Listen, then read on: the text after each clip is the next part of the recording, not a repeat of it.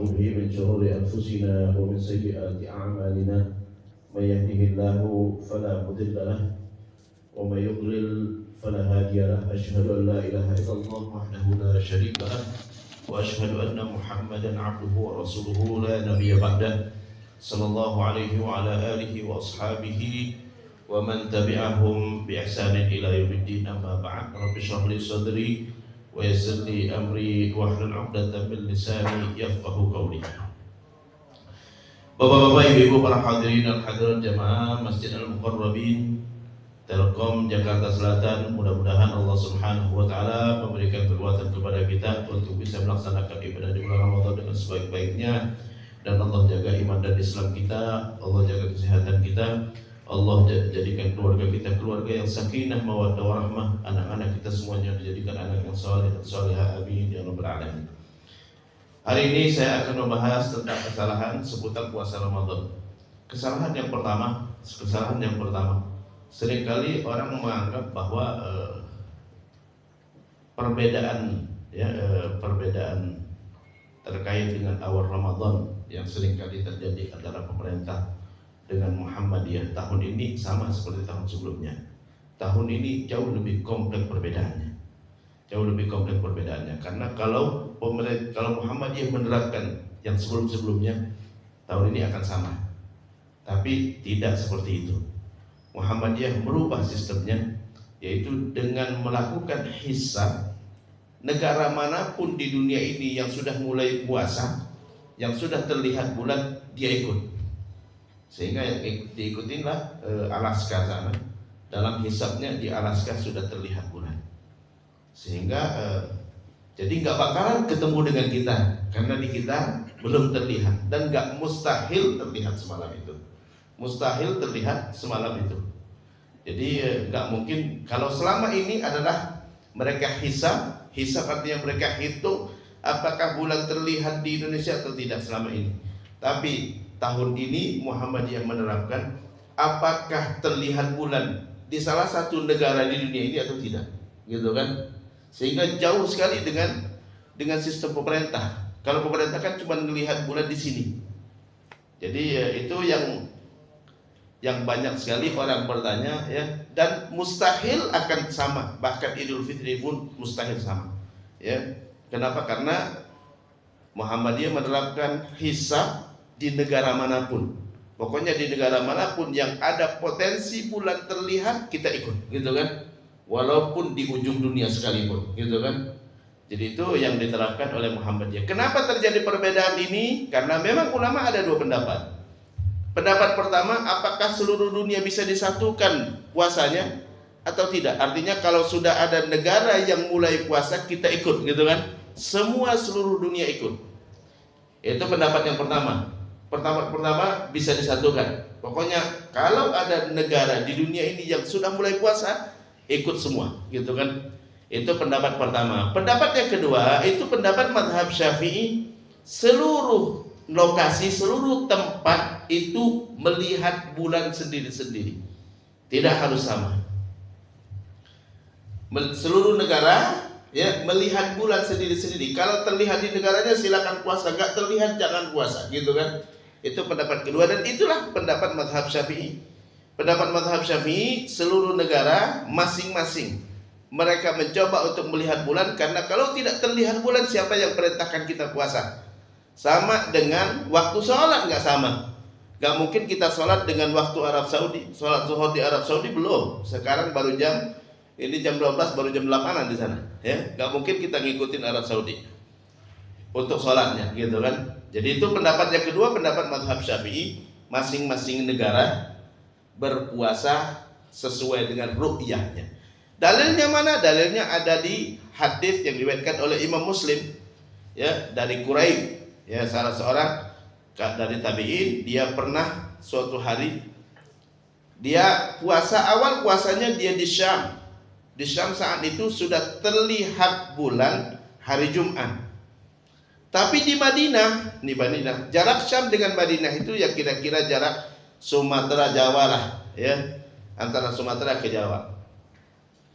Di Madinah hari Sabtu terlihat bulan, sehingga orang Syam puasa hari Jumat, orang Madinah puasa hari Sabtu.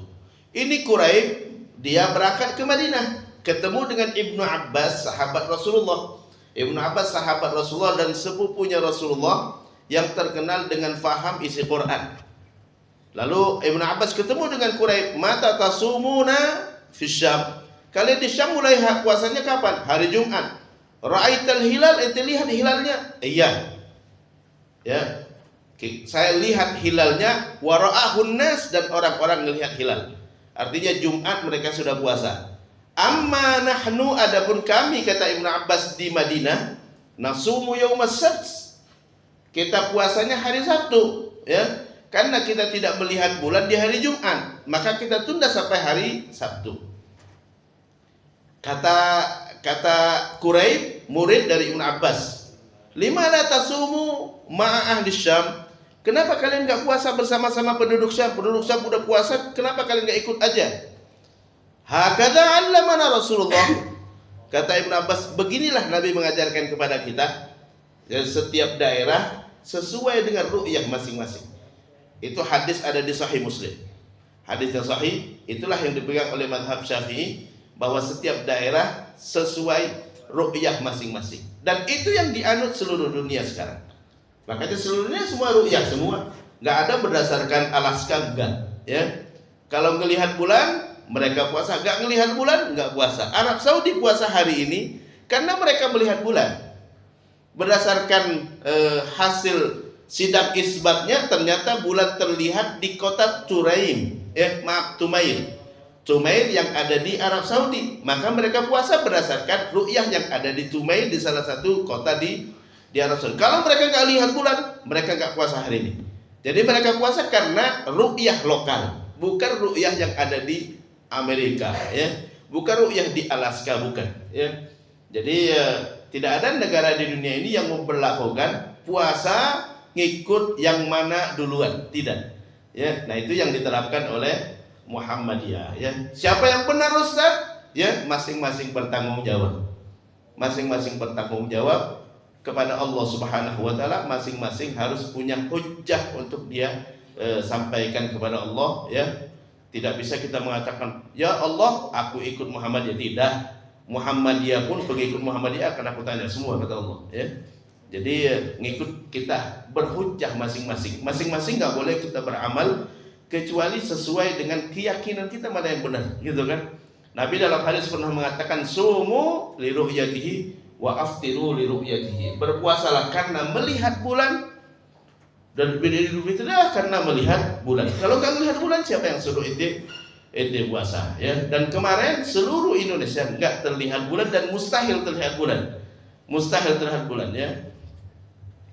Itu yang pertama. Kesalahan yang kedua yang sering kali terjadi di masyarakat, menganggap puasa Ramadan itu pilihan. Artinya kalau nggak puasa, udah nanti qadha aja. Enggak, tidak boleh. Dosa besar kalau kita nggak puasa tanpa sebab. Ya, boleh kita nggak puasa asal ada sebab yang membolehkan tidak puasa. Apa sebabnya? Ada 7 sebab. Kalau nggak ada 7 ini, nggak boleh nggak puasa.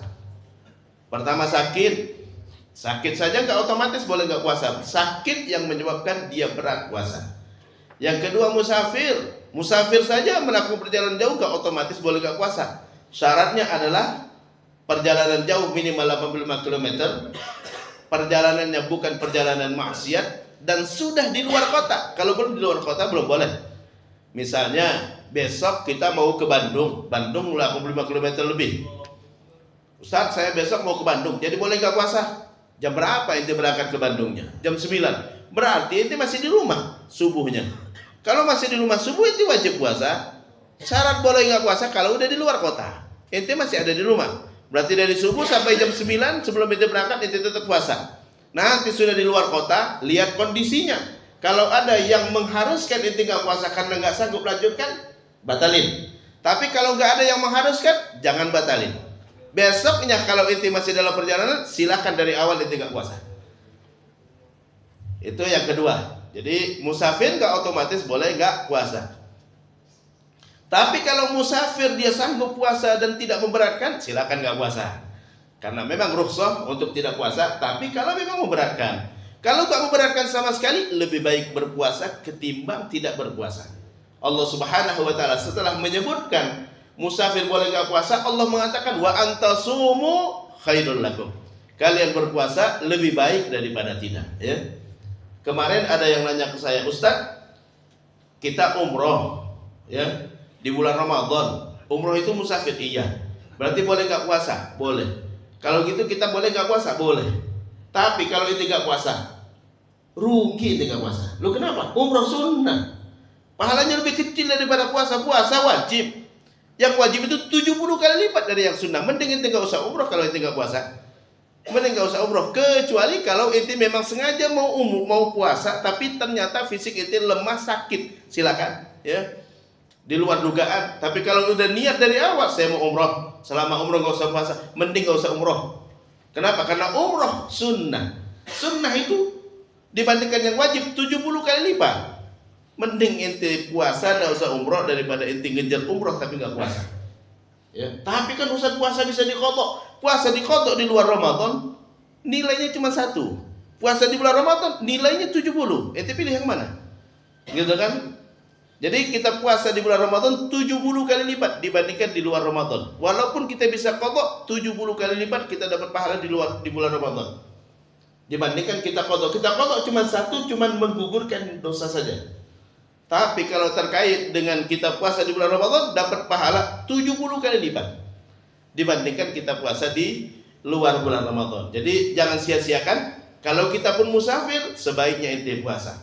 Kata Allah, wa antasumu khairul lakum. Kalian berpuasa lebih baik daripada tidak. Jangan cari-cari rukhsah. Rukhsah, iya, ente cuma menggugurkan kewajiban kalau ente qada di luar Ramadan. Tapi di bulan Ramadan 70 kali lipat. 70 kali lipat. Sayang-sayang kita nggak puasa Ramadan. Yang ketiga, uzur yang bolehkan nggak puasa adalah lanjut usia. Lanjut usia saja nggak otomatis boleh nggak puasa. Lanjut usia yang boleh nggak puasa kalau lanjut usia yang nggak sanggup lagi berpuasa. Ada orang yang umurnya udah 100 tahun, ke kamar mandi juga digendong, makan disuapin, kadang masuk kadang kagak gitu kan, badannya lemes gitu kan, berdiri aja udah susah gitu kan. Nah ini silakan dia nggak puasa. Itu lanjut usia yang boleh nggak puasa. Lanjut usia saja, ada orang umurnya 90-an tahun, tapi dia masih kuat, segar bugar, masih bisa puasa, wajib berpuasa. Kalau dia nggak berpuasa dosa besar, ya, karena dia masih sanggup untuk berpuasa. Itu yang ketiga. Yang keempat, yang boleh nggak puasa ibu hamil. Tapi ibu hamil syaratnya seperti orang sakit. Ibu hamil yang seperti orang sakit, pucet, mual, muntah-muntah, nah ini silakan. Lemes badannya, khawatir kalau dia puasa malah tambah lemes, nanti jadinya bermasalah, silakan nggak puasa. Tapi kalau ibu hamil yang kuat, segar bugar gitu kan, nonjok suaminya bisa jatuh gitu kan, ya, nah, itu wajib dia berpuasa. Siapa yang izin nggak puasa gitu kan? Seringkali kita nyaksikan di TV artis-artis nggak puasa. Ibu nggak puasa, iya.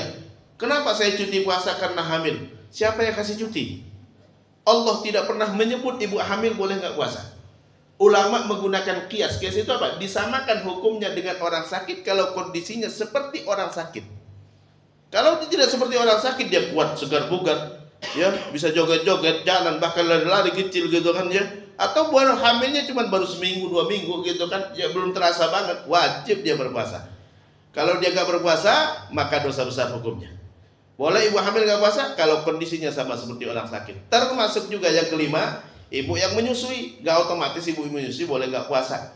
Ada ibu yang menyusuin kalau disedot anaknya langsung lemes dia, ya, langsung lemes gitu kan, ya, ya, mual-mual, ya, pucat, ya, ini silakan dia nggak puasa.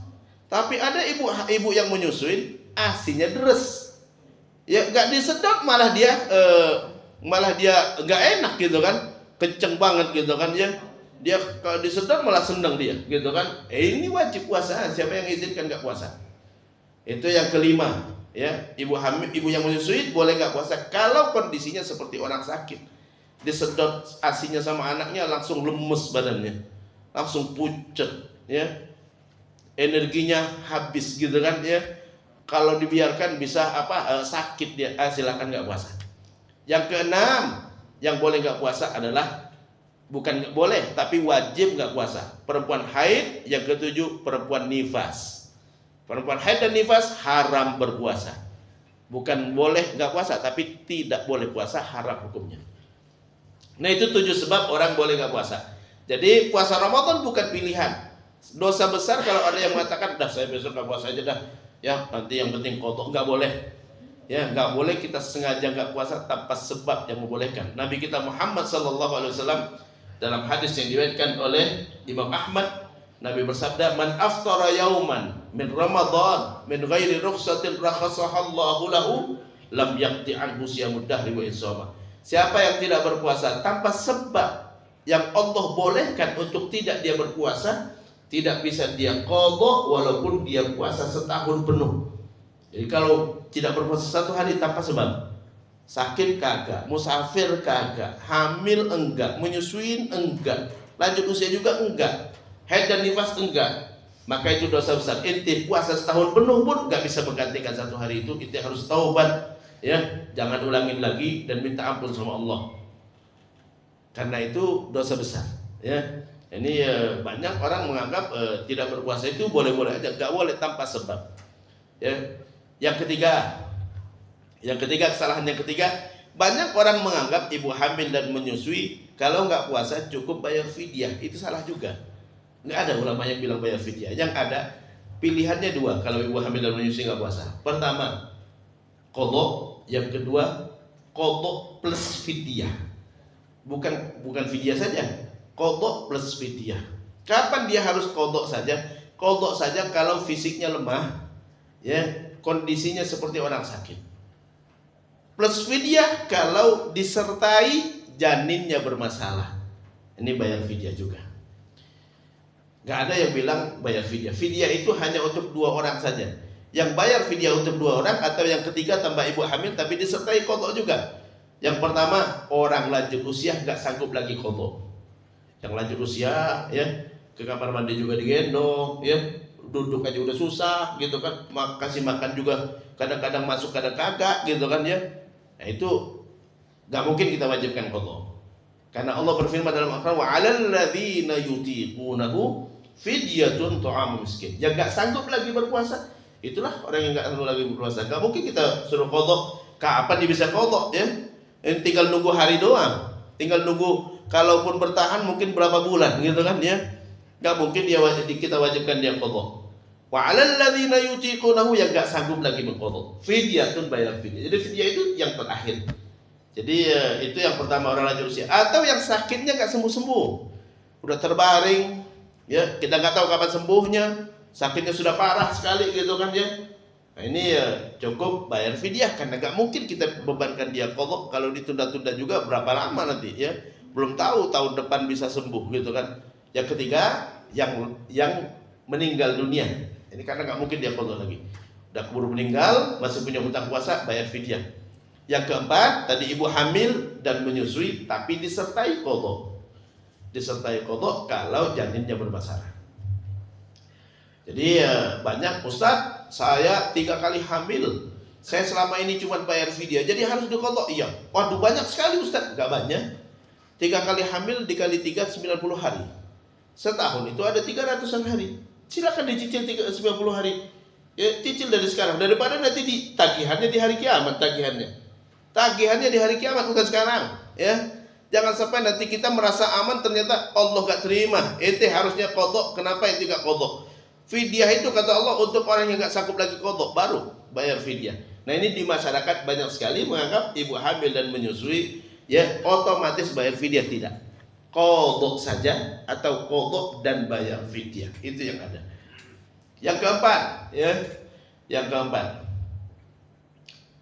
banyak yang menganggap bahwa kesalahan yang keempat, banyak yang menganggap bahwa yang membatalkan puasa itu hanya makan dan minum dan berhubungan. Padahal memasukkan apapun lewat rongga yang terbuka, lewat telinga, lewat hidung, lewat mata, tetes mata, ya, lewat kemaluan, masuk air, batal puasanya. Ustaz, siapa yang memasukkan air lewat kemaluan? Ya, ente berendam di air, namanya tempat berlubang kan masuk air, ya. Ustaz, siapa yang tahu? Lah, ente tahu potensinya masuk, kenapa ente masih berendam? Ya, jangan sampai nanti di hari kiamat laporannya, loh, Aneh nggak puasa, ente berunding tiap hari, akhirnya masuk terus gitu kan ya. Jadi nyelam waktu puasa kita nyelam, iya tapi masuk lewat telinga, lewat telinga. Jadi potensi masuk apapun ke dalam tubuh kita lewat rongga yang terbuka batal puasanya. Jadi kalau kita puasa mandinya jangan berendam. Kalau bagian muka lap-lap saja, ya, dilap-lap saja. Bagian badan silakan disiramkan, tapi jangan berendam. Kalau berendam potensi masuk, gitu kan? Ya, karena rapor kita di hari kiamat nanti, bukan sekarang, bukan. Ya, nah kalau ada rapornya sekarang habis Ramadan, oh ternyata salah saya ada 4 hari, bisa diganti. Tapi kalau di hari kiamat nanti tidak ada lagi kata Allah, ya. Sudah selesai, ya. Sekarang ente berhadapan hukuman, gitu kan?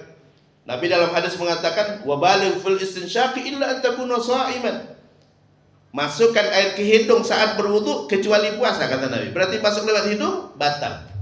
Masukkan air lewat hidung, kan kita sunnah kalau berwudu masukkan air lewat hidung. Keluarkan lagi kalau nggak puasa. Tapi kalau puasa jangan, kata Nabi.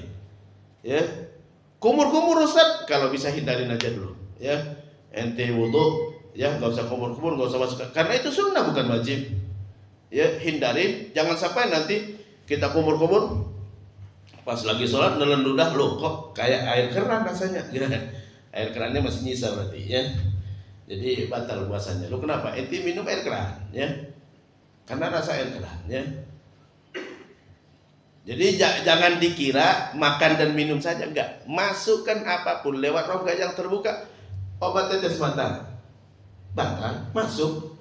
Emang keluar lagi? Enggak. Emang sengaja kayak keluar lagi, ya. Kalau keluar lagi enggak ampuh obatnya, gitu kan. Masuk. Kalau masuk batal puasanya. Batal puasanya. Ustaz, saya lagi puasa. Mata saya pedes banget, ya. Masa saya nggak boleh tetesin mata saya? Silakan tetesin. Kalau memang nggak bisa lagi untuk dihindari, silakan tetesin. Tapi di luar Ramadan nanti potong lagi. Tapi puasanya jangan dibatalin. Tetesin, ya. Tapi Ramadan, di luar Ramadan nanti ganti lagi, ya. Kenapa ganti? Antisipasi. Kalau ini nggak sah, ini gantinya ya Allah. Oh itu antisipasi. Kenapa? Rapor kita di hari kiamat nanti, bukan sekarang, ya. Dalam mazhab Syafi'i, kalau kita ragu-ragu ibadah kita sadar tidak, ulangi, ya. Jangan sampai nanti di hari kiamat ternyata gak sah. Jadi bukan hanya makan dan minum. Dalilnya apa? Ya hadis tadi.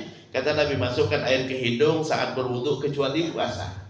Berarti masuk lewat hidung batal puasanya. Maka dikiaskan kepada hidung, semua lubang gak boleh masuk air.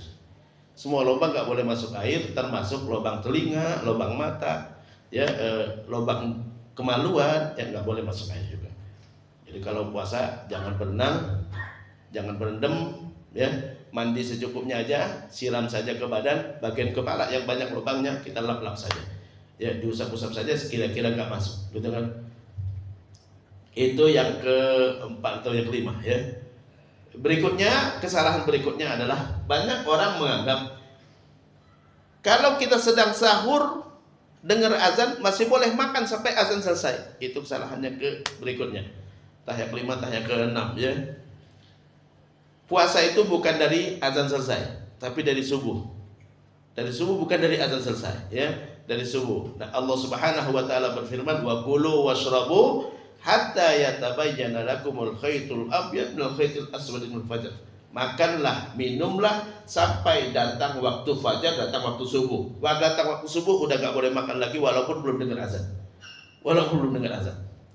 Sekarang jam subuh itu jam 4.41 kira-kira, ya, 4.41. Jadi 4.41 teng gak boleh makan lagi. Dalam mazhab Syafi'i sebaiknya dipercepat 10 menit. Itulah waktu imsak. Waktu imsak kalau 4.41 subuh 4.31. Jadi Ustadz banyak nanya, Ustadz waktu imsak itu apa? Waktu sebaiknya sudah berhenti sahur. Jangan sampai kebablasan. Loh kenapa? Karena kita nggak tahu jam kita itu on time atau enggak, ya, tepat atau tidak. Bisa jadi jam kita terlambat, ya. Kalau kecepatan masih penting, ya. Terlambat gitu kan, ya. Wah, baru 4.30 nih, maka ternyata jam kita terlambat 20 menit. Jadi hukumnya gimana Ustadz? Batal puasa ente. Loh kenapa? Karena ente sudah makan padahal waktu subuh udah masuk. Tapi ente nggak dengar azan. Bukan patokannya azan. Patokannya subuh kata Allah. Makan minumlah sampai datang waktu fajar, sampai datang waktu subuh. Ya, kalau udah waktu subuh udah nggak boleh makan lagi. Jadi makanya sebaiknya kita berhenti 10 menit sebelum subuh. Ustaz, katanya nggak ada dalilnya itu berhenti 10 menit. Dalilnya hadis Rasulullah. Ya, di mana Anas bin Malik itu pembantunya Rasulullah. Ditanya Anas, "Ya Anas, berapa lama jarak Rasulullah berhenti sahur dengan datang waktu subuh?" Kata Anas, "Qadra khamsina ayat." Kira-kira bisa membaca Al-Qur'an sebanyak 50 ayat. Membaca Al-Qur'an 50 ayat itu kira-kira baca Al-Fatihah 7 kali. Ya, karena Al-Fatihah itu 7 ayat dikali 7 sama dengan 49, ya. Jadi kira-kira baca Al-Fatihah. Itulah yang ditafsirkan dengan 10 menit. Ya, orang kira-kira baca Al-Fatihah 7 kali ya 10 menit lah, gitu kan. Jadi itulah kalau ada jadwal imsakiyah itu ada imsak sebelum subuh. Itu sebaiknya kita sudah berhenti. Tapi masih boleh makan. Kalau ada yang terlambat bangun sahur, ya belum sahur juga, ya bangun pas waktu sahur, waktu imsak, silakan makan. Tapi usahakan berhenti sebelum subuh. Karena kalau kebablasan 1 detik saja dari waktu subuh, 1 detik saja batal puasanya. Ya, Ustaz, aneh sahur, gitu kan? Aneh kira belum subuh. Pas lihat jam, loh, udah 4.50 misalnya, gitu kan ya. Jadi gimana puasanya? Batal. Jadi hari itu saya nggak puasa, nggak boleh tidak puasa. Ente tetap wajib puasa tapi puasanya nggak sah. Loh kenapa? Nggak ada sebab ente boleh nggak puasa. Kan ada 7 sebab yang bolehkan nggak puasa. Sakit, musafir, lanjut usia, hamil, menyusuin, haid nifas. Ente kagak ada yang satu itu. Ente sakit kagak, musafir kagak, lanjut usia enggak, hamil enggak, menyusuin enggak, haid enggak, nifas juga enggak. Jadi ente wajib puasa sampai maghrib, nanti baru makan lagi. Sekarang stop wajib. Tapi puasa ente nanti kotor lagi. Loh kenapa? Karena ente udah lewat 1 menit atau 2 menit dari subuh, ente wajib berhenti dan wajib puasa. Ya, jadi ini kesalahan di masyarakat, kirain, oh kalau gitu saya batal. Ya udah deh, saya mau makan. Ente makan sengaja, dosa besar hukumnya. Dosa besar, taubat sama Allah. Ya, karena di dalam Islam bukan hanya wajib puasa, tapi wajib menghormati Ramadan. Ramadan itu wajib. Sampai-sampai orang berhubungan di siang hari Ramadan itu wajib dia bayar kafarah sampai puasa 2 bulan berturut-turut, karena wajib menghormati Ramadan. Bahkan sebagian ulama mengatakan, bisa dibaca di kitab Bidayatul Mujtahid, yang tanpa sebab dia nggak puasa itu dia nggak cukup qadha 1 hari, tapi wajib puasa 2 bulan berturut-turut sama dengan orang berhubungan di siang hari bulan Ramadan. Gak cukup dengan dia hanya qadha 1 hari. Kenapa? Tanpa sebab dosa besar, hukumannya sama dengan orang berhubungan suami istri. Maka wajib dia puasa 2 bulan berturut-turut untuk bayar kafarah penebus dosanya, karena dia sudah melecehkan bulan Ramadan. Bulan Ramadan bulan yang terbaik. Ya, nah itu hal yang sepele sekali. Jadi orang kadang-kadang mengira, ya, kalau kita sedang sahur dengar azan boleh makan sampai selesai azan. Enggak. Sampai datang waktu subuh enggak boleh lagi walaupun belum dengar azan. Ya. Walaupun belum dengar azan. Ustaz, katanya ada hadis Nabi mengatakan kalau dengar azan teruskan makan. Itu dulu di masa Nabi dulu azan subuh itu 2 kali. Azan pertama belum masuk waktu subuh. Nah itu silakan makan kata Rasul sampai dengar azan yang kedua. Kemudian yang kesalahan berikutnya, ya, banyak orang mengira bahwa puasa Ramadan cukup niatnya sekali di awal bulan. Itu pendapat mazhab Maliki benar. Ustaz, kalau pendapat mazhab Maliki berarti boleh diikutin. Kita ibadah bukan ngikutin siapapun, ya. Karena yang nilai itu cuma Allah. Benar dan salah cuma Allah. Ya. Nabi dalam hadis mengatakan la siyama liman lam yubayyitu siyama minal lail. Tidak sah puasa bagi yang enggak niat sejak malam harinya. Bukan sejak awal bulan, bukan. Sejak malam hari kata Nabi. Berarti setiap puasa kita harus malam harinya niat. Aku berniat puasa Ramadan esok hari fardu karena Allah. Jadi jangan sampai kita enggak niat. Kalau kita enggak niat, innamal a'malu binniyat, amal hanya diterima jika disertai niat. Karena waktu saya cukupkan, ya mudah-mudahan bermanfaat. Kalau ada yang bertanya silakan sebelum saya tutup. Kalau nggak ada kita cukupkan ya. Silakan. Ustaz, izin tanya, kalau kita ada utang puasa, Ustaz, tapi di Ramadan yang lalu, jadi sampai bertemu Ramadan sekarang belum terbayar. Belum terbayar gitu. Apakah bisa diproses setelah Ramadan ini? Apa enggak? Oke, terima kasih. Ini menunjukkan bahwa Ramadan itu wajib dihormati. Ya, tidak seperti sholat. Kalau sholat, Ustaz, saya udah berapa tahun yang lalu lupa sholat zuhur, cukup kodok zuhurnya. Tapi kalau puasa Ramadan, keburu datang Ramadan, kita belum kodok, maka wajib kodok nanti setelah Ramadan, plus bayar fidyah juga. Jadi kalau kita tertinggal 5 hari belum kodok, lalu datang Ramadan, ya besok Ramadan, Ustaz, aneh belum kodok, masih ada 5 hari lagi. Nanti di luar setelah selesai Ramadan, kita kodok 5 hari plus bayar fidyah 5 hari juga. Itu saking wajibnya kita menghormati Ramadan. Puasa Ramadan itu nggak boleh diremehkan. Ya. Jadi hukumannya nanti di luar Ramadan qadha 5 hari dan bayar fidyah. Ya. Bayar fidyah 5 hari juga. Bayar fidyah itu adalah ngasih makan orang miskin 1 porsi pengganti 1 hari dia tidak puasa. Wallah. Ada lagi? Sebelum saya tutup. Kalau nggak ada kita cukupkan. Mudah-mudahan bermanfaat. Yang benar dari Allah dan Rasulnya. Yang salah adalah kekhilafan saya sendiri. Saya mohon maaf, saya mengampun. Kita tutup dengan doa kafaratul majlis. Subhanakallahumma wa bihamdika asyhadu an la ilaha illa anta astaghfiruka wa atubu ilaik. Wassalamualaikum warahmatullahi wabarakatuh.